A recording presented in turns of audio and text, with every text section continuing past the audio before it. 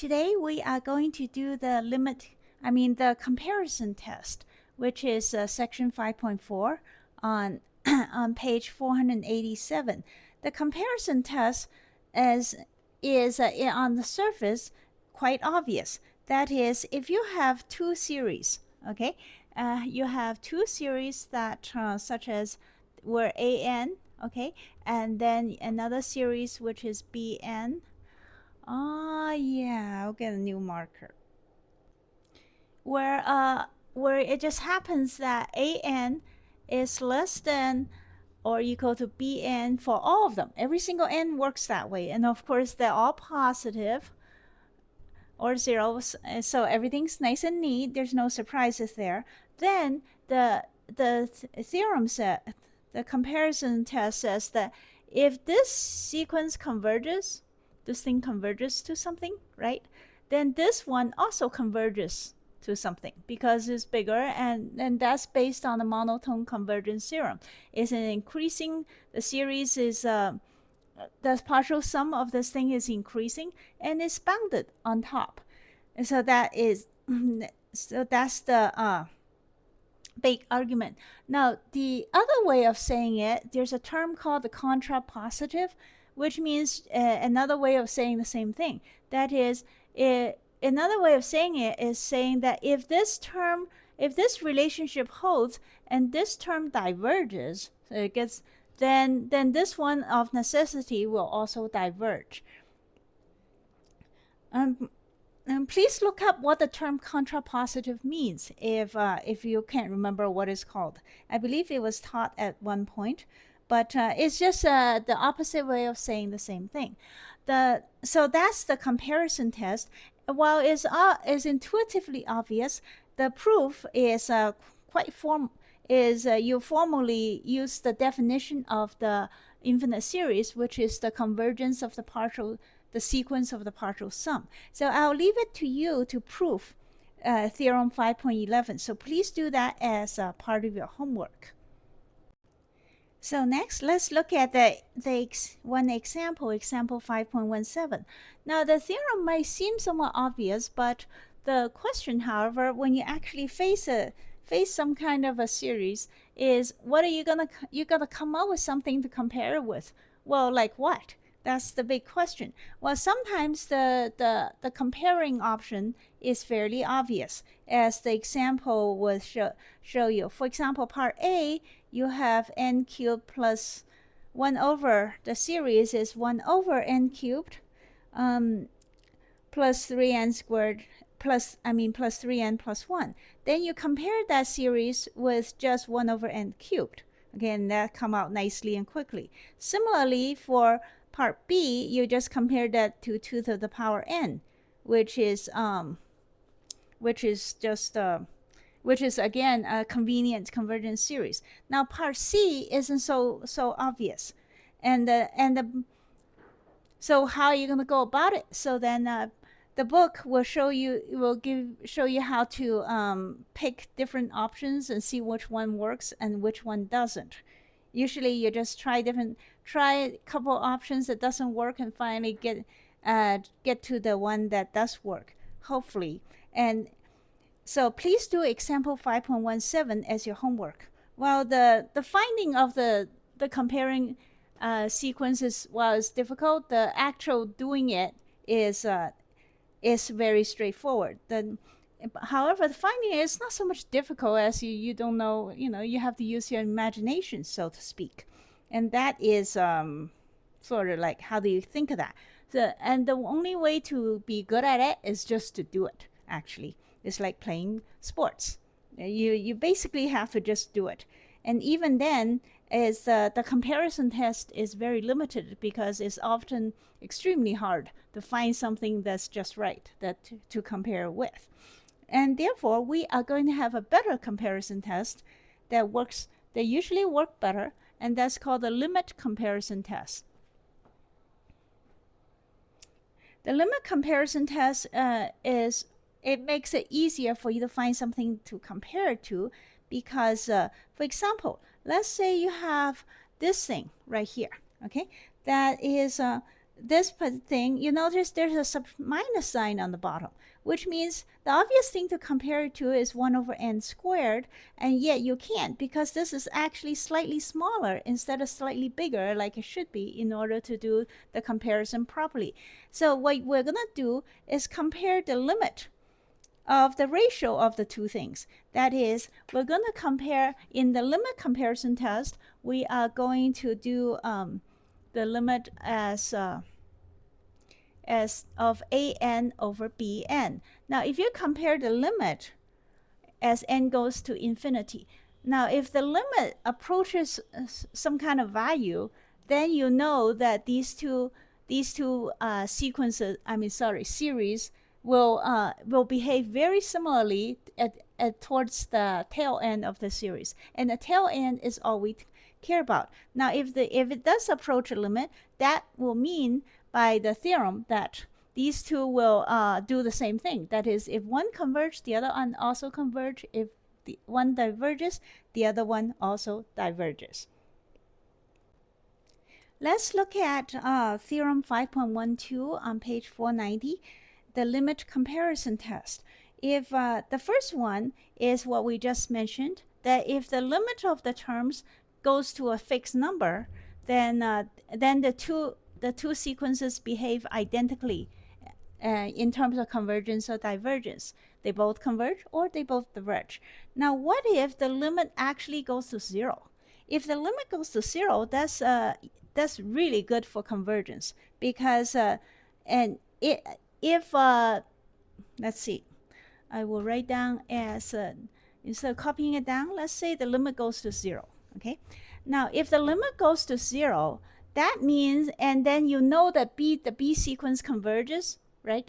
That means the A sequence is even smaller, right? So then for sure the A sequence converges. So that's how that works. And similarly, if the limit, on the other hand, if the limit goes to infinity, and then you know, let's say the limit goes to infinity. If it goes infinity, that means this is a whole lot bigger than this one, right? Now, and then if B, but you can prove the smaller one diverges, then the top term also diverge. So that is the three situations for the limit comparison test. Now, notice that the limit comparison test has to be followed exactly. For example, look at condition 2. It says if B converges, then the B series converges, then the A series converges. You might ask, you might sometimes be tempted to say, well, what if the A series converges or something? Oh, well, then that says nothing, okay? If the theorem doesn't mention it, you cannot use it. The theorem is very exact, and you have to follow it exactly to see what works to prove convergence or divergence. You cannot exchange words. For example, you cannot put on condition 2, you can't replace the word converge with diverge and hope that it works out, because it's not gonna. So anyway, so that's that. We have done that, and then let's look at the examples. The examples of using the limit comparison test is similar to the regular comparison test. The only hard part is coming up with something to compare it to. And these examples, yeah, so please do example 5.18 as part of your homework. You just, mostly what you do is figure out what to compare it to, and once that's done, you calculate the limit, and that's very straightforward. So having said that, we have come to the end of the section, and let's look at the homework. Now, this section has somewhat more homework than normal, so please do it patiently, because the series tests are very sort of random, right? It's not like most of the things that we've done in the past where there's a set formula or set recipe and you follow it and you get to the answer. The series problem is that you have to come up with something to compare to, and there's no set rule to figure out what are you going to come up with. And the only way to do that is to be good at it is just to work on it, practice a lot, okay? Work on different problems and keep trying to come up with something to compare it to, so that after a while you gain experience as to how to do this. So that's why there are somewhat more homework, about maybe 25-30% more homework to do. But please do them patiently and not skip them, because it's extremely important for you to feel comfortable about series and performing series tests and how it works. It's just it's basically a skill that you have to acquire by experience. So please do problems on page 493, 197, 99, 201, 3, 5, 7, 9, 11, 15, 17, 21, 23, 27, 31, 33, 35, 37, 39. Some of them are easier than others. Some are quite time consuming. Specifically, I should mention that problem 217, I put a hint in there. I don't, if you have trouble with it, please look at the hint, because that problem it requires something ahead of us, but I have figured out a way that we don't need that information to finish the problem. So please go do your homework, and when you come back, I want to talk about the homework. So now that you're done with the homework, let's talk about it. The first one I want to talk about is problem 201. The trick in problem 201 is to rewrite the problem like this. See, there is rewrite it as 1 over n times sine of 1 over n. As n goes to infinity, 1 over n goes to 0. Okay, and then we use this theory. That is, when the angle is small, sine of theta is going to be less than theta. In other words, sine of 1 over n is less than 1 over n. That is a fact that we have mentioned several times before. It was proved in Calculus 1, and here's how they proved it. We'll talk about it right now. Again, so what happens, you draw the unit circle, okay, this part where this length is 1. You draw the unit circle, just a part of it, and then what you do is you draw the straight line down perpendicular, and this is your x, and this is the sine of x. Sine x, right? By definition, that's sine x. Sine x over 1 equals to x, right? And then this thing here is also x. That's by definition of the radian. So therefore, as you can see, sine x is less than x. For x that's somewhat small, like less than in the first quadrant, basically. So then, and the exact proof is that you can draw this straight line here, where sine x is less than this straight line. The straight line is less than the curve. That's the argument. But anyway, the point is, sine of x is less than x. And with that, we can come up with this situation where we replace the sine 1 over n with just 1 over n, which becomes the p series with n equal to 2, with p equals to 2. And p equals to 2 is a convergence series, because p series converges when p is bigger than 1. Yeah. I guess the p-series we learned in the previous section. So anyway, so that's that. Next, let's look at problem 205. That is, let me see. 205 is, does that look like that? Yep, it looks exactly like this. I didn't rewrite it or anything. Now, when you see something like this, not all the time, but most of the time what you want to do is multiply by something, I think it's called the conjugate or something. The point is, when you have a subtraction on top between two radicals, you multiply at top and bottom of the fraction with the opposite sign, in this case, the plus version. And being that you're multiplying by the same thing, you haven't changed the value of the fraction. And then you work it out, and it looks something like this. See, that's a lot of times the trick to handle things with two radicals that's in fact somewhat similar to each other. So once you do that, you get something that looks much better, okay? And so your thing simplifies neatly into something like this. And then it becomes, well, then becomes a p-series where p equals to 3/2, and then therefore it converges, being that p is bigger than 1. Next, let's look at problem 207, where we have the sum of something that looks puzzling. Okay, so we try different things. One thing we'll try is, after I tried other things that doesn't work, I decided to try something similar to what the examples give. That is, we'll choose Bn to be 1 over n times n to the power 1.5. The reason I chose that is because I'm comparing the n squared is the same as the bottom, and I'm using the square root of n to compare with natural log n squared and see how that works out. And that does seem to work out, I guess.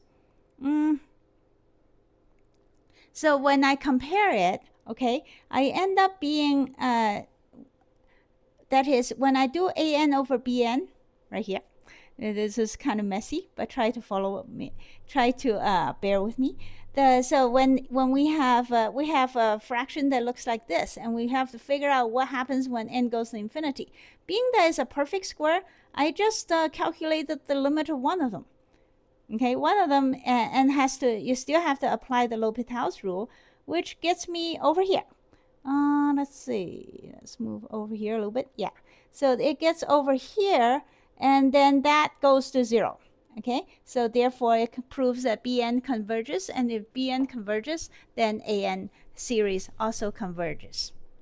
So the hard part of that is simply just, well, it's just finding the Bn, really, which is actually true with almost all of these problems. Next, problem 209, we have to, there's this thing here that looks puzzling, right? So I decided to choose Bn to be 1 over n squared, like this.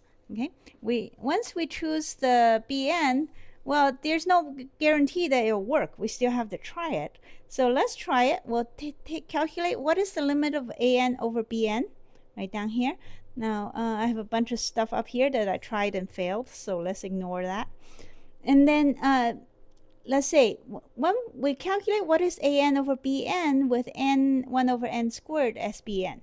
So I ended up with something like this, okay, when the dust settles or something.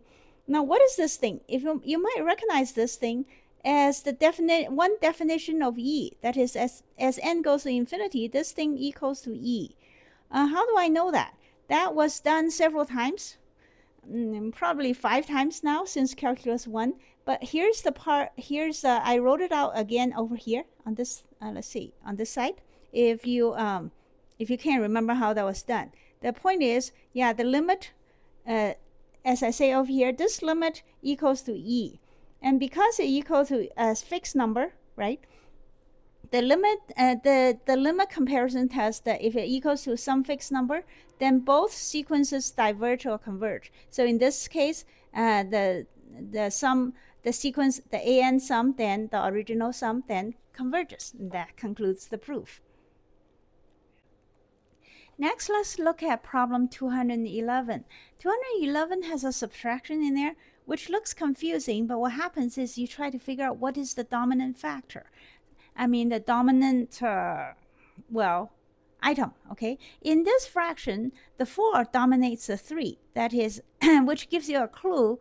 4 dominates 3 because 4 is being raised to a power n, and that's going to increase a lot more than 3. So it's going to overshadow 3, which gives you the clue that the Bn should be chosen as 1 over 4n. And if that is true, then Bn has to converge because Bn is a geometric series, right? It's 1 over 4 is the sum of 1 over 4 to the power n is what Bn is. So the geometric series Bn converges. So now we just have to hope that the limit test comes out okay. So we calculate the limit test, and then when we get through the algebra and stuff and let n go to infinity, we realize an over bn goes to 1, which is a fixed number. So by the comparison test, then they both series converge or diverge together. In this case, they converge. So next, let's look at problem 215, where we have yet something that is that looks puzzling until you realize that this sequence as n goes to infinity will be very similar to the 1 over n sequence, the harmonic one. So therefore, let's hope that they behave similarly. So we find out by doing the limit test, a over bn, which equal to 1 over n to the power, let's see, yeah, 1 over n. Now this, as n goes to infinity, the n to the power 1 over n goes to 1. How do I know that? This is a problem that was assigned in Calculus 1 and might have been repeated later too. Here's how the proof is done. Okay, as always, this kind of limit, you prove it by taking the natural log. The natural log goes to 0, so the item itself goes to 1. And therefore, the whole series goes to 1, and therefore, they both diverge. So our original series diverges. Next, let's look at problem 217. Problem 17, I had some problems with it. And then I later realized the reason is because the answer at the back of the book requires something that we haven't covered yet. So we're not going to do the limit comparison test and just gear down to just use a regular comparison test. And we're going to compare it with the thing that we've used already, bn. This bn series, we'll just call it 1 over n squared, the regular p series.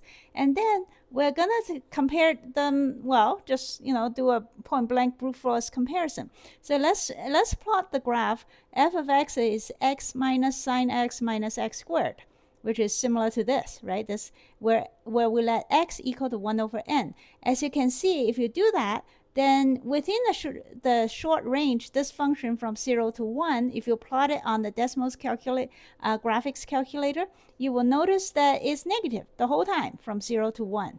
So it's always less than 0, which means for that small range, that's all we care about, because our x is defined as 1 over n, where n goes from 1 to infinity. So it's always going to be between 0 and 1. Now, knowing that this function is always bigger than 0 but less than 1, then we can use the regular comparison test and say the sequences an is less than bn. Why is my camera not focusing? Okay, an is always less than bn, and bn converges, and therefore an converges as well. Next, let's look at problem 221. We have some kind of a sum that looks puzzling, but the book conveniently gave us a hint, which says that basically what happens is that we know that here's the situation over here. Now we know that this particular 1 minus 1 over n to the power n, it goes to 1 over e. Why is that? Because this is similar to the one that has the plus 1. The one with the 1 plus 1 over n to the power n is just e itself. And the proof is nearly identical. But in any case, if it's a minus, then e end up being e to the power minus 1. So then it becomes 1 over e. So if we use that information and work it backwards, then we end up getting something like this. That 1 minus 1 over e to the power 1 over n approaches n, 1 over n. And that gives us the hint to choose bn, bn as 1 over n. And then we do the an over bn, which end up being a 0 over 0 situation. Apply the L'Hopital's rule, and everything comes out nicely. And come to find out, the limit goes to 1. And therefore, both sequence, and being that this thing is a divergent sequence, so this one diverges as well. Next, let's look at problem 223, where we will have the sum of this puzzling looking thing, and we have to figure out this thing, whether this thing converges or diverges based on the values of p. So p is some number, but we're trying to examine this situation for various values of p. So then we are going to do this problem by designing a so this will be called the an series, okay, the sum of the an, and whereas the bn series will be defined as 1 over n to the power q, where q is something that's bigger than 1. Now the reason I do that is we're trying to figure out when this thing converge. Okay, so we'll compare it to a convergence series where this is the P series, but I call it Q's. Do not get confused with the P here. They don't have to be the same. So we need Q to be bigger than 1. And we also impose a condition that, that will choose P to be bigger than Q and bigger than 1. Like that. Okay, so P is...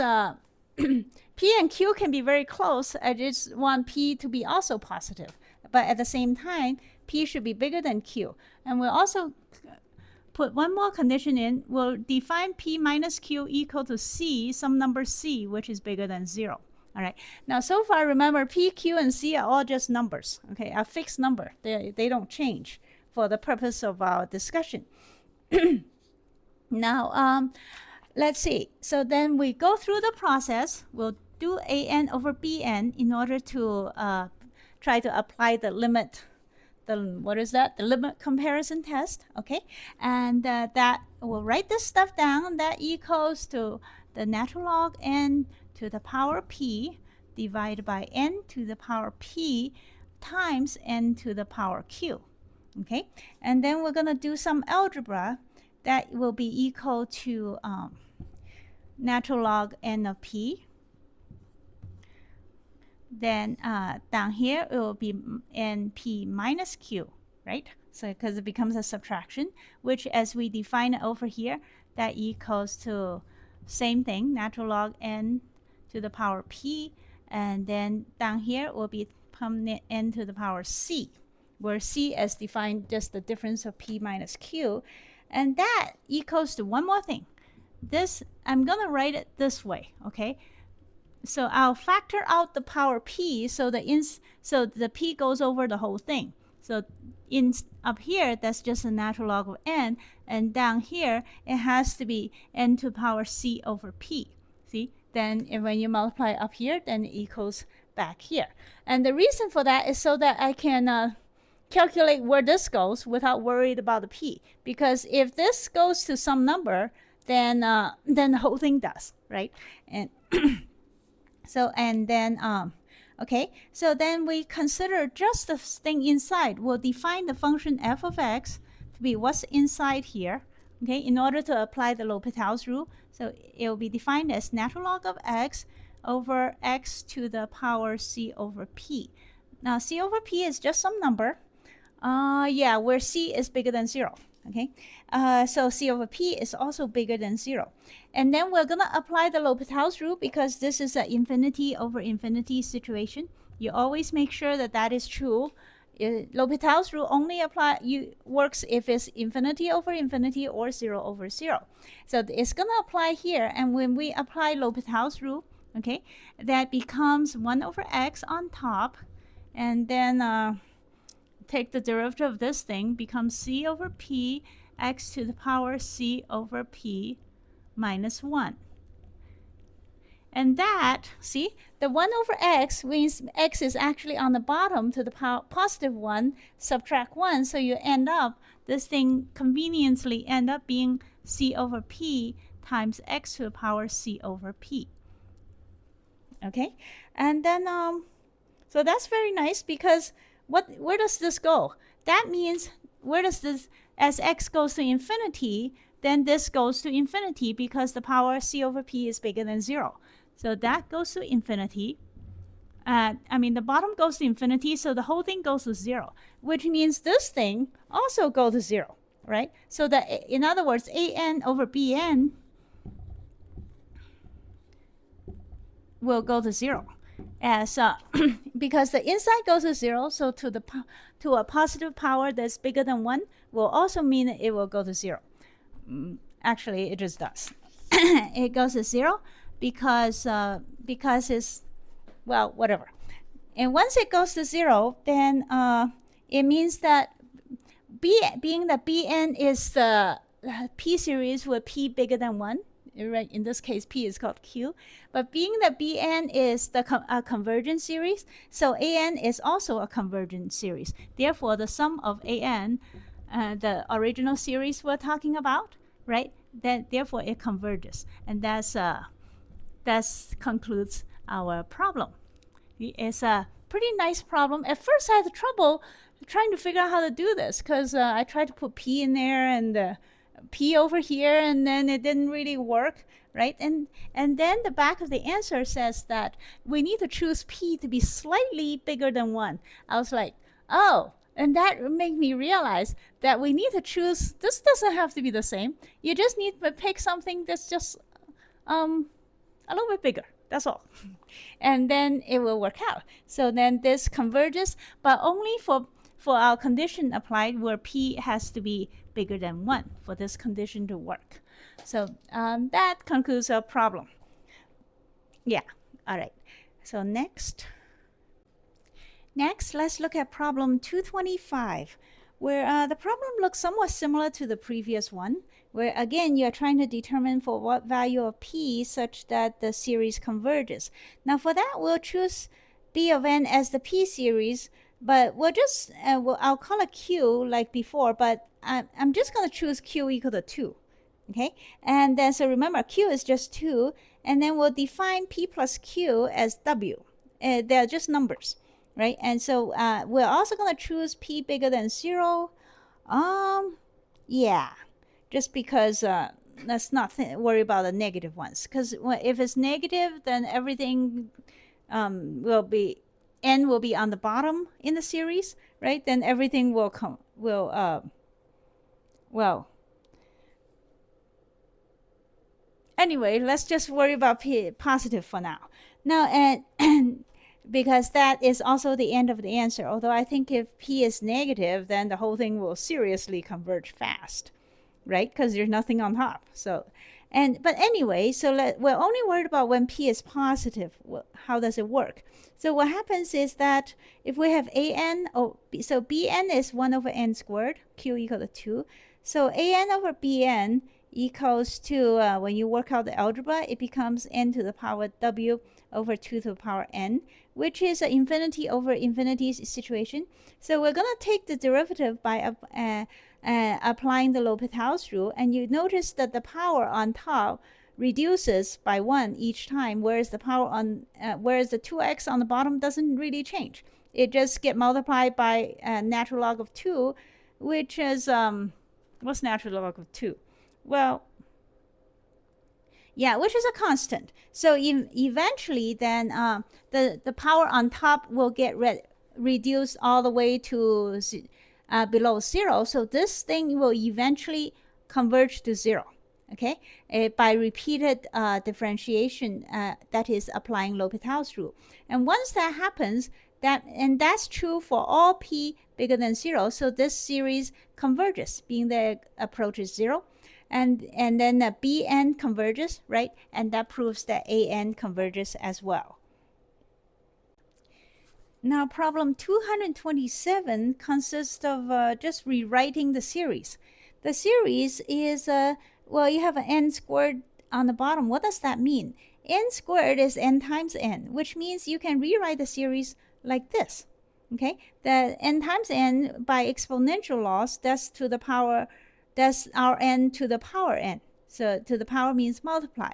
And then from there on, then you realize that is a geometric series because 2 over r to the power n is going to be less than, actually, is it geometric? I don't know. But now let me think a second. Now, actually, this is not the geometric series. It's actually smaller than that. So what we're going to do is simply just say that for this situation, for it to fit the geometric series requirement of being less than 1, each of the term needs to be less than 1. Well, not all of them, just at the tail end of the series. Okay, we never care about what happens in the beginning. So as long as eventually all the terms are less than 1, then we're good. And now for that to happen, then we do the math here. Then our n has to be bigger than 2, which means ours is the nth root of 2. So as n goes to infinity, the nth root goes to 1. So eventually, as long as r is bigger than 1, it will satisfy the requirement, and then the series will converge. Next, let's look at problem 231. That's just a quick trick. Okay, 231, it says these sums converge. then what happens to that other thing? Well, here's a fact. an minus bn squared is always bigger than 0. You manipulate it, and you get the answer right up. That is what we're trying to prove, I believe. And that's that. Next, problem 223. There's a confusing natural log problem where you have the natural log to the power of negative natural log. But hopefully, but the book being helpful, tell us how to get around it. Okay, so we have to mess with natural logs for a while. Okay, so here's the hint, where t equals the natural log e to the power natural log of t. That's by definition. So then we beat around this thing a little bit until we get from here, okay, doing various natural log to here. And then we know that this value, the exponent, the n to the power natural log of n, where the exponent natural log of n is going to be bigger than 2 quickly. Well, somewhat quickly. But so eventually this series is less than 1 over n squared. So it's by the comparison test to a p series where p equal to 2, this thing converges. That's 233. Okay, now the remaining problems are very fast, but I assigned them anyway just for the fun of it. So let's look at 235, where it says if you have a function a series that converges, what happens to the squares? Well, if the series converges, then the tail end, an is going to 0, which means an is going to be bigger than its own square when it squares itself, being that it's less than 1, and therefore it converges. However, on the other hand, the other side isn't true, obviously, because the sum of 1 over n squared converges, but the sum of just 1 over n diverges. So the reverse rule doesn't apply. Problem number 33, we will, I guess, come up with a quick example where we choose the harmonic series and choose a bn as something that's 1 if n is a perfect square and 0 if it ain't. So what happens then when you multiply the two things together, the series becomes the series of 1 over n squared, right? Because anything that isn't a perfect square get knocked into 0. So therefore it converges, and well, whatever the book wanted to ask for, the answer is no. So one last problem. This problem is the same as problem 201. So the question is, if this series converges, what about this? If a squared series converges, what happened to sine squared of a? So we go back to that triangle again. Remember this triangle here, where proves that sine of x is less than x for small values of x. Then the square, of course, is then also smaller. Then therefore the series then is smaller. And being that the bigger series converges, the smaller series also converge. And that marks the end of this section.